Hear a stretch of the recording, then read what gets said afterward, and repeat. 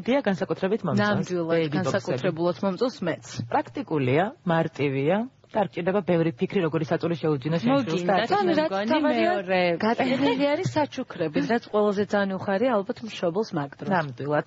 მე ჩემთვის მინდა საჩუქრები მირჩევნია და დავიწყოთ უნდა ქუთაისიდან, იმიტომ რომ ყველა ჩვენი მაყურებელი იქცია და ამჯერად კი, მიზეზი არის ის, რომ აკაკი წერეთლის დაბადების დღიდან გავიდა უკვე 175 წელი 2015 წელს შესაბამისად გრანდიოზული იუბილე ნამდვილად დაიმსახურა ამ თარიღმა და უმასპინძლა ქუთაისმა ამ ყველაფერს ქეთი მატაბლის ფოლიანტები არაჩვეულებრივი მუსიკალური გაფორმება სხვადასხვა მუსიკოსების მიერ დათო ევგენიძემ მისურნა მუსიკალურ მხარეზე ასევე სპეციალური კატალოგის გამოშვება პრეზენტაცია იყო მოხდა ამ ღონისძიებაზე უფრო კარგად და უფრო დეტალურად რა თქმა უნდა რა ხდებოდა სიუჟეტიდან გაიგებთ და მიზეზიც უკვე იცის ჩვენმა მაყურებელმა რატომ არ არის დღეს ჩვენთან ერთად დათო ასე რომ მოდი ვნახოთ სიუჟეტი და შემდეგ განვაგრძობთ უკვე სხვა ამბებით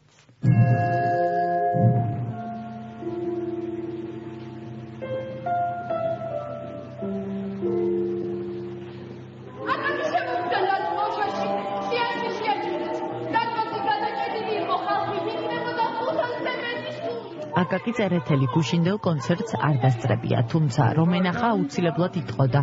ვინც წარსულს ივიწყებს, ის მომავალზეც უთუოდ ხელს აიღებსო. ქართველმა საზოგადოებამ წარსული არ დაივიწყა და ქუთაისში აკაკი წერეთლის 175 წლის იუბილე კონცერტით აღნიშნა.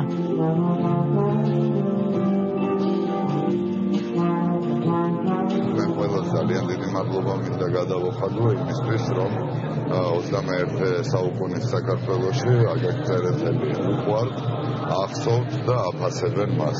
აკაკი წერეთელი ძალიან ბევრ აკავშირებდა ჩვენ ქალაქთან და ასოცირდება ჩვენ ქალაქთან, მიუხედავად იმისა, რომ აქ არ იყო დაბადებული, ყველაზე კარგი წლები, რასაც ქვია გიმნაზიის წლები, ანუ სკოლის წლები გაატარა ერთ-ერთ უდიდეს გიმნაზიაში, რომელიც ჩვენ ქალაქში არის და შემოქმედებითად დიდად იყო დაკავშირებული ამ ქალაქთან. ჩვენ კიდე არ ვიცით აკაკის ფასი.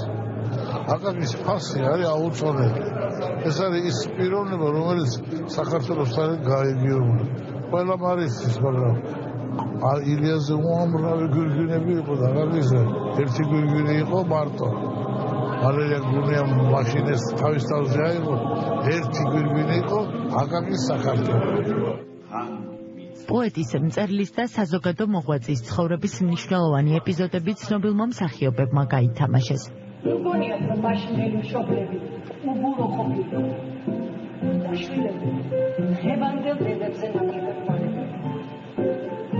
და აკაკის აკვანი პირდაპირ ლადო მესხიშვილის სახელობის თეატრის სცენაზე დადგეს. ურთაული იყოს ეს ჩვეული. ბაშკაცობაც მომასწრე.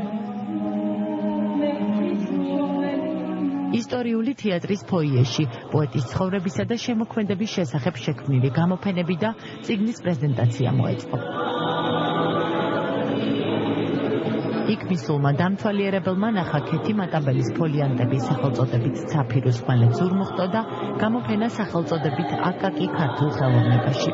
ნუკრი კაპანაძე ერთ-ერთი იყო, ვინც აკაკის იუბილესადმი მიწვრილ საღამოზე იმღერა და მსმენელს კიდევ ერთხელ შეახსენა, რომ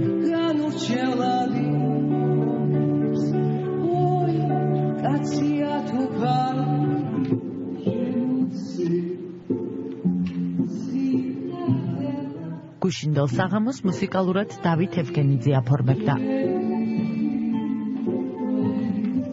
დღევანდელ დღეს აღნიშნეთ უსასრულობას, იმიტომ რომ აკაკი არც იწყება და არც ფსავდება.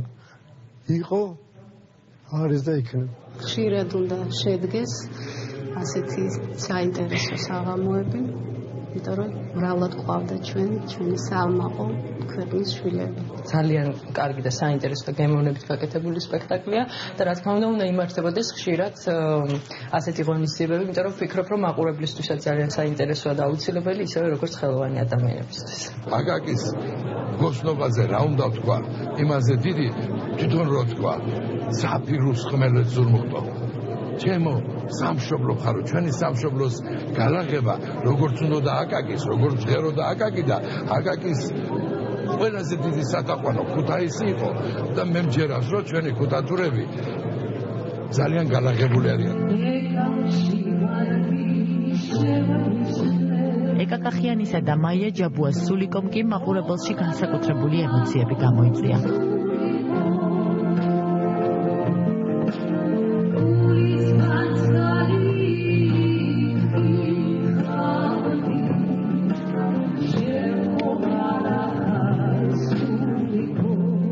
აკაკი წერეთლის გარდაცვალებიდან 100, ხოლო დაბადებიდან 175 წელი გავიდა. ეს დღე ქუთათურებმა ხელოვანებთან ერთად სათანადოდ აღნიშნეს.